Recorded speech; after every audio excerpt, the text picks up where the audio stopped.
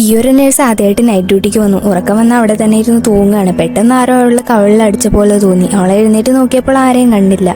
കണ്ണാടിയിൽ പോയി നോക്കിയപ്പോഴാണെങ്കിൽ കവിള് ചുവന്ന പാടുകൾ. അവൾ തിരിഞ്ഞു നോക്കിയപ്പോൾ പെട്ടെന്ന് മുന്നിൽ ഒരു രൂപം.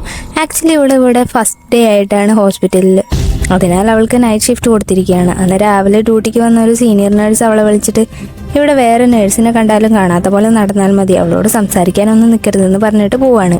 ഇത് കേട്ട് അവൾക്ക് എന്തോ സംശയം തോന്നി. അവൾ ICUവിൽ ഒരു പേഷ്യൻറ്റിനെ നോക്കാൻ വരികയാണ്. പെട്ടെന്ന് പുറത്ത് ആരോ പാട്ട് പാടുന്ന ശബ്ദം കേട്ടു. അവൾ ചെന്ന് നോക്കി ആരെയും കണ്ടില്ല. സീനിയർ നേഴ്സ് പറഞ്ഞത് ഓർത്ത് ഒന്നും കണ്ടില്ല എന്ന ഭാവത്തിൽ അവൾ അകത്തേക്ക് പോയി. എന്നാൽ അവളുടെ കൈ തട്ടി കുറച്ച് മരുന്ന് നിലത്ത്. അത് ക്ലീൻ ചെയ്യാൻ തുണിയെടുക്കാൻ പോയപ്പോഴും വെളിയിലൊരു രൂപം നിൽക്കുന്നത് കാണുകയാണ്. അവൾ പുതിയതായി വന്നത് കാരണം മറ്റുള്ളവർ അവളെ പേടിപ്പിക്കാൻ ചെയ്യുന്നതാണെന്ന് അവൾ കരുതി.